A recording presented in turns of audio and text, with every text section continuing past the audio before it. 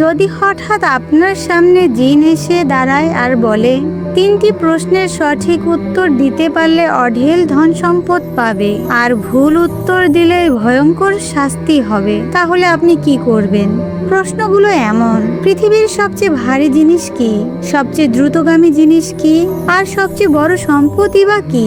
আজকের গল্পে আমরা জানবো এক গরিব কাঠুরের আশ্চর্য ঘটনা, যে তার বুদ্ধি, ঈমান এবং আল্লাহর ওপর ভরসার মাধ্যমেই এমন 3টি প্রশ্নের উত্তর দিয়েছিল, যা শুনে জিনেরাও অবাক হয়ে গিয়েছিল।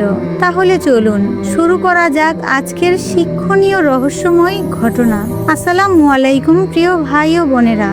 ঘন জঙ্গলের পাশে একটি ছোট্ট গ্রামে বাস করত এক গরিব কাঠুরে। তার নাম ছিল করিম। প্রতিদিন ভোরে সে কাঁধে কুঠাল নিয়ে বনে যেত, কাঠ কেটে বাজারে বিক্রি করত, আর সেই টাকায় কোনো রকম স্ত্রী সন্তান নিয়ে জীবন চালাতো। করিম ছিল সৎ, পরিশ্রমী এবং আল্লাহ ভীরু মানুষ। তার অভাব ছিল, কিন্তু কারো হক নষ্ট করত না। সব সময় বলতো, রিজিকের মালিক আল্লাহ, আমি শুধু চেষ্টা করতে পারি।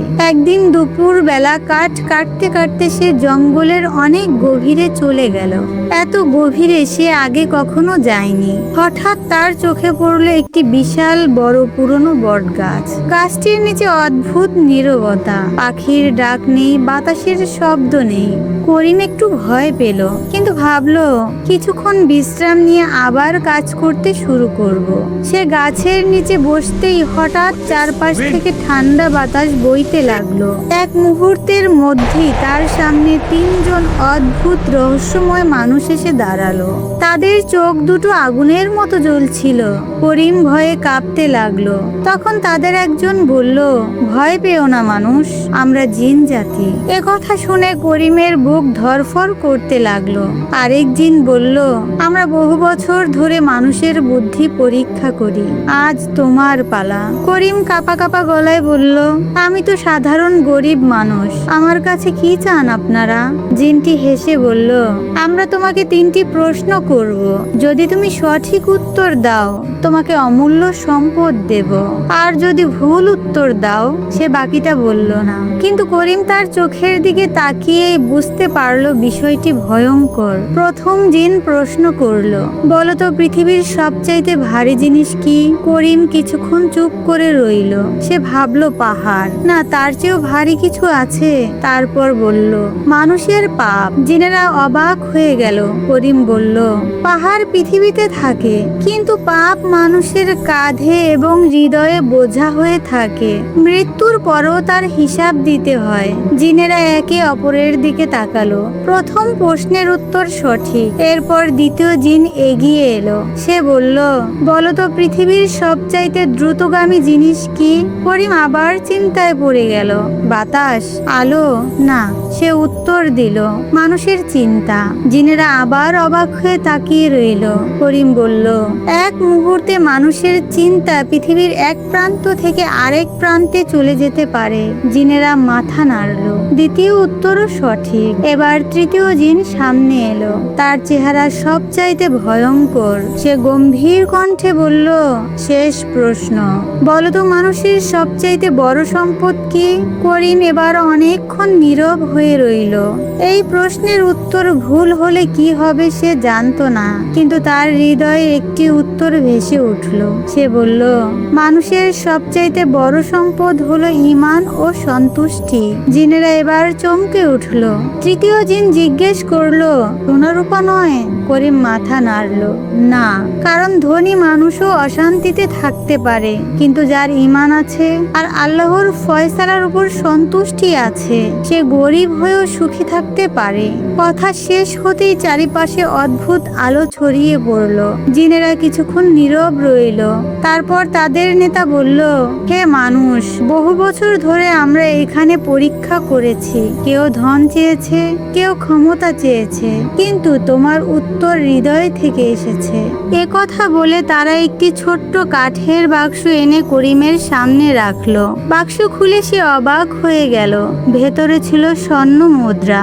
এত ধন সে জীবনে কখনো দেখেনি। জিনেরা বলল, এই সম্পদ তোমার, কিন্তু একটি শর্তও আছে। করিম জিজ্ঞেস করলো, কি শর্ত? জিন বলল, এই সম্পদ অহংকারের জন্য নয়, মানুষের উপকারের জন্য ব্যবহার করবে। করিম প্রতিশ্রুতি দিল। এরপর মুহূর্তের মধ্যেই জিনেরা অদৃশ্য হয়ে গেল। করিম বাড়ি ফিরে পুরো ঘটনা স্ত্রীকে বলল। প্রথম কেউ বিশ্বাস করেনি, কিন্তু যখন স্বর্ণমুদ্রা দেখলো সবাই অবাক হয়ে গেল।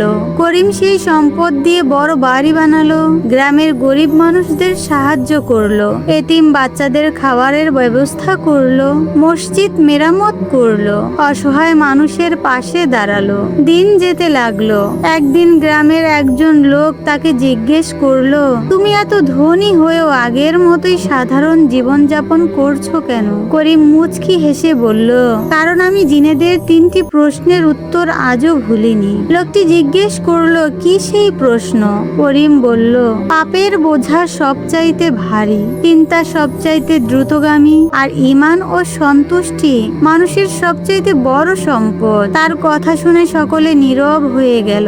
সেদিন থেকে গ্রামের মানুষ বুঝতে শুরু করলো, সত্যিকারের ধন সম্পদ সোনার উপায় নয়, বরং আল্লাহর প্রতি বিশ্বাস, সৎ জীবন এবং মানুষের উপকার করাই প্রকৃত সফলতা। প্রিয় ভাই ও বোনেরা আমার, পাপের বোঝা পৃথিবীর যে কোনো বোঝার চাইতে ভারী। মানুষের চিন্তা, নিয়ত খুব শক্তিশালী জিনিস। ঈমান, আল্লাহর ফয়সালা, সন্তুষ্টি প্রকৃত সম্পদ। সম্পদ মানুষের উপকারে ব্যবহার করলে তাতেই বরকত আসে। সৎ ও আল্লাহ ভীরু মানুষকে আল্লাহ কখনো নিরাশ করে না। সৎ মানুষকে আল্লাহ কখনো ঠকান না। মানুষ হয়তোবা তার প্রাপ্য দিতে দেরি হতে পারে, কখনো কখনো অবিচারও করতে পারে, কিন্তু আল্লাহ ন্যায় বিচারকারী। সৎ মানুষের প্রতি ধৈর্য, প্রতিটি চোখের পানি, প্রতিটি নেক কাজ এবং প্রতিটি ত্যাগ আল্লাহর কাছে সংরক্ষিত থাকে। তাই সাময়িক ক্ষতি দেখে হতাশ হওয়া নয়, আল্লাহ যখন দেন তখন সবচাইতে উত্তম সময়ই দেন। সততার পথে কাটা আছে, কিন্তু শেষ প্রান্তে আল্লাহর রহমতও আছে। মানুষ ভুলে যেতে পারে, আল্লাহ কখনো ভুলে যান না। সৎ মানুষের হৃদয়ের কান্না আল্লাহর কাছে মূল্যবান। যে সততা আঁকড়ে ধরে, আল্লাহ কখনো তাকে একা ছেড়ে দেন না। সততার মূল্য মানুষ না দিলেও আল্লাহ অবশ্যই দেন। সৎ মানুষ সাময়িকভাবে হেরে যেতে পারে, কিন্তু আল্লাহর কাছে সে বিজয়ী। সৎ মানুষের সবচেয়ে বড় শক্তি তার রবের উপর ভরসা। সত্য ও সততার পথ দীর্ঘ হতে পারে, কিন্তু গন্তব্য কখনো ভুল হয় না। আল্লাহ ন্যায় বিচারকারী, তাই সৎ মানুষের ত্যাগ কখনো বৃথা যায় না। আল্লাহ আমাদেরকে সৎ পথে চলার তৌফিক দান করুন, আমিন। আমার এই গল্পটি ভালো লেগে থাকলে লাইক, কমেন্ট, শেয়ার করবে।